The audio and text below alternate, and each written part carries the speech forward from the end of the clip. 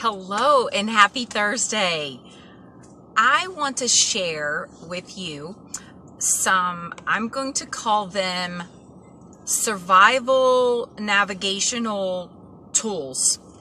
If you are dealing with parental alienation or you suspect that that is what is going on and you are either in the middle of it or you are in it deep, what I want to share with you are some tips, if you will, that someone very close to me has shared with me for the videos that I'm making to try to help bring awareness to parental alienation, and also just to try to help people and hopefully just get the word out. Okay, one of the roadblocks that you are going to encounter, I am not a negative person and neither is my friend, but this is going to be your reality. So, hope you have some pen and paper. If not, I'm sure you can watch this again. Okay. I want to start with this one part. My friend has been alienated for a while. And she still gets notifications from the school and et cetera, et cetera. A roadblock that you're going to hit is going to be with law enforcement. I pray that you do not ever get in a situation where you live in the city and your ex or soon-to-be ex has moved to a rural area. If this has happened to you, you need to borrow money from anybody you know to get an attorney. You need to act fast. Act fast.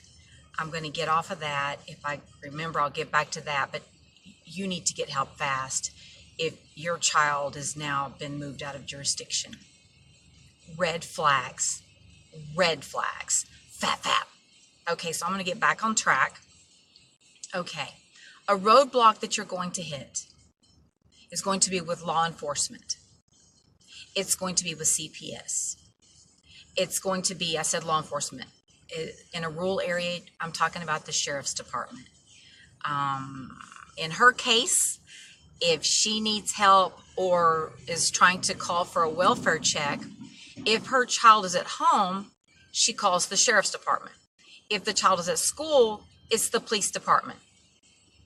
What it is for her is a flipping joke of a nightmare.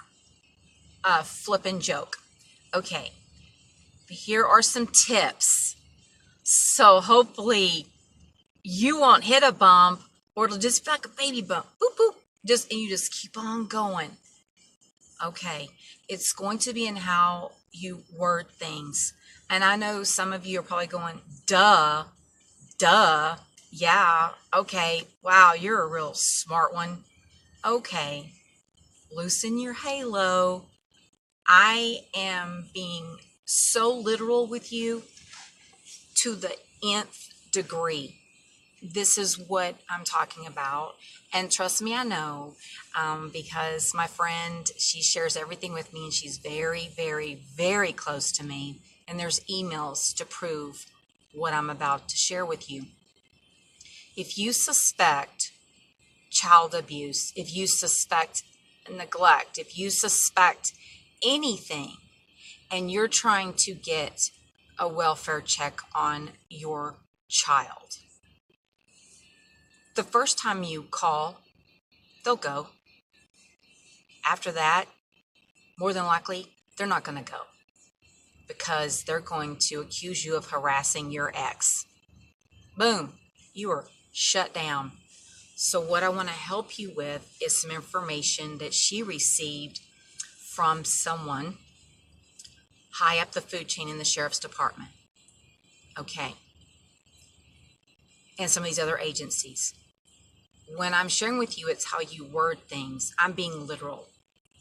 It's going to be like you're playing whack-a-mole And I'm sorry, it is the truth. It's like you're playing whack-a-mole. It's like, okay, hold on. Who are we trying to communicate with today? Hold on, let me get that set of rules. Oh, wait, no, it's the sheriff's department. Hold on, let me grab that file. No, it's the police. Wait, let me grab that file. You're going to be like that. This is how my friend describes it. Because each agency, and I'm not being rude, I'm being very literal, and this is real if you're wanting someone to act on your words, to look out for the best interests of your child. Okay. The sheriff's department, they need to hear things a certain way. There's certain key words that they have to hear, or they're not doing nothing. Child Protective Services, there are certain key words they need to hear. They're not going to do anything. Police department, there are certain key words that they need to hear. Every agency has their own protocol, if you will, on certain words that they need to hear before they're able to get out of the gate.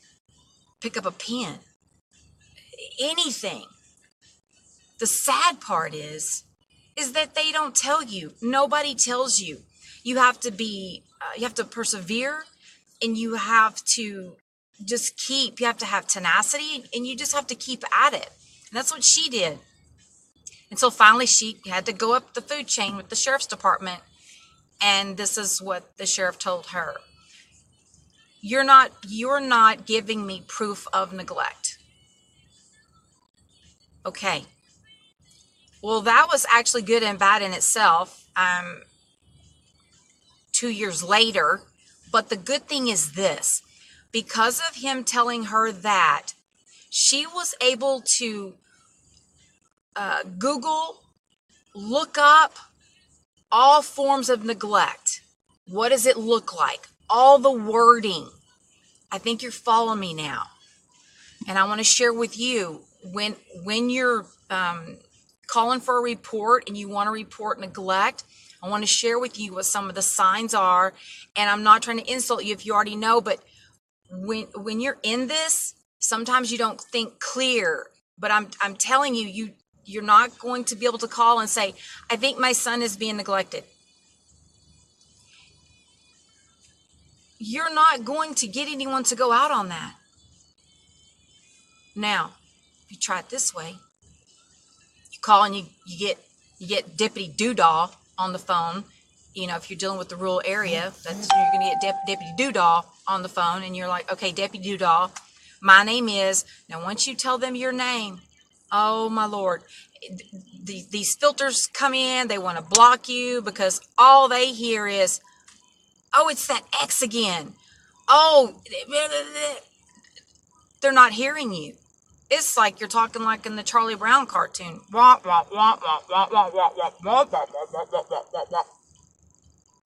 You've lost them. But if you can give them specifics, speak with great specificity. I'm calling regarding my son, my daughter, give them their name. The reason I'm calling is I want to report whatever it is. I'm going to use neglect. I'm calling to report neglect.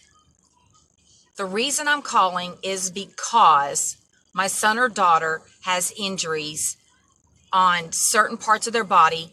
Tell them specifically where, and let them know that your child has changed the story on how the injuries happened. Tell them how many times the story changes. That is a sign of neglect. If you see injuries and the child keeps changing the stories on what happened, you tell that to them, and they have to check that out. You tell them that the child has missed school, etc., etc. That is a form of neglect, but you have to be specific with them, or they're not going to go. Same thing with Child Protective Services. Now, I want to tell you that my friend has made a little bit of progress with Protective Services. If you are calm with them, and if you are sincere, I don't know how they can tell that on the phone, but if you are sincere in what you're trying to report, They will help you. They may not be able to file a report on what you're calling about, but they will help guide you on what to do next. I hope this is making sense. Another thing, please be aware of, and please document if this happens to you. If you're trying to file a report on neglect, sexual abuse, whatever it is with your child, try not to allow them to get you twisted in the conversation, okay? Try to stay calm. Trust me, my friend tells me it's not easy sometimes because people in authority can be very intimidating in the way that they speak, and they can try to twist you on your words. Try to stay calm. Try to stay on point. Be very succinct. Be very specific. Don't let them twist you. Don't let them get you off a track, because that's what they're trying to do. In my opinion only, it's what my friend says, because they don't want to go do welfare checks. And so I hope I'm making sense, but also document if you're ever dealing with law enforcement. And my friend calls it being threatened, but we Googled this last night, looked it up, and actually what's going to get you more attention if you feel that you are being threatened by an officer, a deputy, when all you're trying to do is get a welfare check for your child, but then you hear from Deputy Doodah or Police Doodah, which actually she's never had this from the police. It's only been from the sheriff's department and the small police department that she's received these words. She's been told, if you contact again, then we're going to have to file charges on you for harassment. Okay. To her, that was a threat. To them, it's not a threat. It was explained to her that it's not a threat. Well, please document it, because this is what it is. And this is important that you document it this way for your notes, because you're going to have a lot of notes, and later on you might not remember everything. But in your notes, if you have an officer that's talking to you that way, please document it. The date, the time, the conversation, because what's going on, you're being intimidated. And they can't do that. That's against the law to be intimidated. And in her case, she was being discriminated against. So please keep notes. And I got to peek in my note for a minute. By you being intimidated,